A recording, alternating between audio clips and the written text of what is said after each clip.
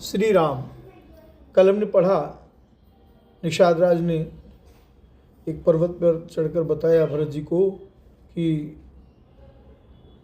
तुलसी के वृक्ष सीता जी ने जहाँ लगाए हुए हैं, लक्ष्मण जी ने लगाए हैं, वहीं बड़ की छाया में सुंदर वेदी बनी हुई है और भगवान राम मुनियों के साथ बैठकर वहाँ नित्य शास्त्र, वेद, पुराण, कथा, इतिहास सुनते हैं। अब आगे। सखा बचन सुन बिटप निहारी, उमगे भरत बिलोचन बारी। सखा के वचन सुनकर और वृक्षों को देखकर भरत जी के नेत्रों में जल उमड़ आया। करत प्रणाम चले दो भाई, कहत प्रीत सारद सकुचाई। दोनों भाई प्रणाम करते हुए चले। उनके प्रेम का वर्णन करने में सरस्वती जी भी सकुचा जाती हैं। हर्षहि निरखहि राम पदयंका, मानव पारसु पायउ रंका। रज सिर धरहि नयन नीलावहि, रघुबर मिलन सरिस सुख पावहि। श्री रामचंद्र जी के चरण चिन्ह देखकर दोनों भाई ऐसे हर्षित होते हैं मानो दरिद्र पारस पा गया हो।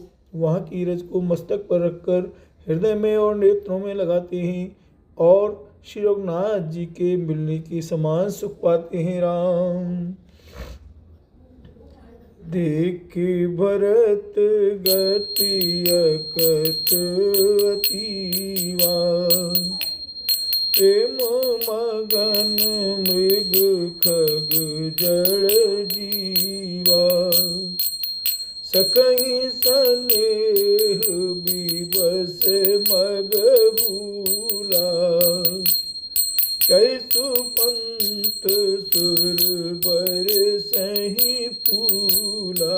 राम भरत जी की अत्यंत अनिर्वचनीय दशा देखकर वन के पशु पक्षी और जड़ जीव प्रेम में मग्न हो गए। प्रेम के विशेष वश होने से सखा निषाद राज को भी रास्ता भूल गया। तब देवता सुंदर रास्ता बतलाकर फूल बरसाने लगे। निरखे सिद्ध साधक अनुरागे, सहज स्नेह सराहन लागे। होत न भूतल भाव भरत को, अचर सचर चर अचर करत को। भरत के प्रेम की इस स्थिति को देखकर सिद्ध और साधक लोग भी अनुराग से भर गए और उनके स्वाभाविक प्रेम की प्रशंसा करने लगे कि यदि इस पृथ्वी तल पर भरत का जन्म न होता तो जड़ को चेतन और चेतन को जड़ कौन करता। प्रेम अमी मंदर बिरह, भरत पयोधि गंभीर। मति प्रगटे सुर साधु हित, कृपा सिंधु रघुवीर। सियावर रामचंद्र पद जय शरणम, शंकर हरि ओम जय जय सिया राम जय जय। हनुमान हरि हर महादेव शंभो, गुरु गुरुदेव प्रभु जी की जय। प्रेम प्रेम अमृत है, विरह मंदराचल पर्वत है। भरत जी गहरे समुद्र हैं। कृपा के समुद्र श्री रामचंद्र जी ने देवता और साधुओं के हित के लिए स्वयं इस भरत रूपी गहरे समुद्र को अपने विरह रूपी मंदराचल से मथकर यह प्रेम रूपी अमृत प्रकट किया है। बोल भरतलाल जी की जय।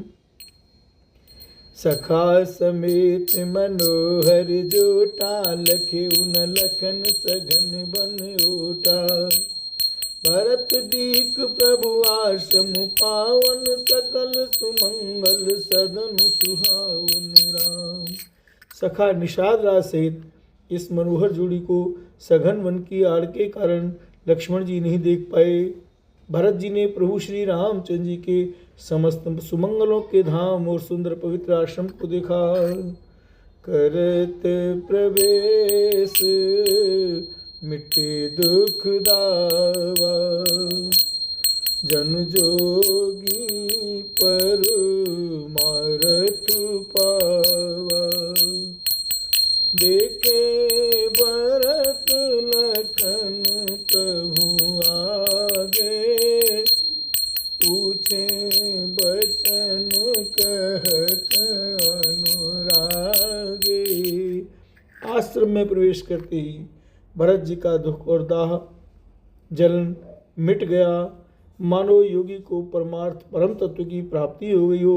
भरत जी ने देखा कि लक्ष्मण जी प्रभु के आगे खड़े हैं और पूछे हुए वचन प्रेम पूर्वक कह रहे हैं, पूछी हुई बात का प्रेम पूर्वक उत्तर दे रहे हैं।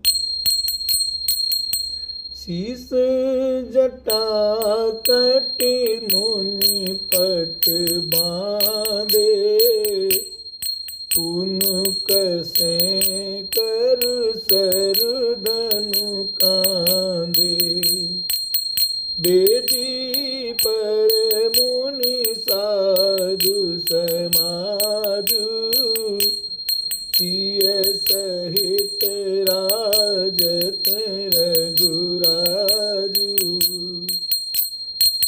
बलकल बसन जटिल तनु श्यामा राम, जन्मुनि वेश कीन रति कामराम। कर कमलन धनु सायकु फेरत, जिय की जरनी अरत सिहेरत। सिर पर जटा हैं, कमर में मुनियों का वलकल वस्त्र बांधे हैं और उसी में तरकस कसे हैं। हाथ में बाण तथा कंधे पर धनुष है। वेदी पर मुनि तथा साधुओं का समुदाय बैठा है और सीता जी सहित श्री रघुनाथ जी विराजमान हैं। श्री राम जी के वलकल वस्त्र हैं, जटा धारण किए हैं, श्याम शरीर है। सीताराम जी ऐसे लगते हैं मानो रति और कामदेव ने मुनि का वेश धारण किया हो। श्री राम जी अपने कर कमलों से धनुष बाण फेर रहे हैं और हंसकर देखते ही जी की जलन हर देते हैं, अर्थात जिसकी ओर भी एक बार हंसकर देख लेते हैं उसी को परम आनंद और शांति मिल जाती है। राम लसत मंज मुनि मंडली, मध्य सीय रघुचंदो। ज्ञान सभाजनु तनु धरे, भगत सच्चिदानंद। सुंदर मुनि मंडली के बीच में सीता जी और कुलचंद श्री रामचंद्र जी ऐसे शोभित हो रहे हैं मानो ज्ञान की सभा में साक्षात भक्ति और सच्चिदानंद शरीर धारण करके विराजमान हैं। बोलो वत्सल भगवान की जय।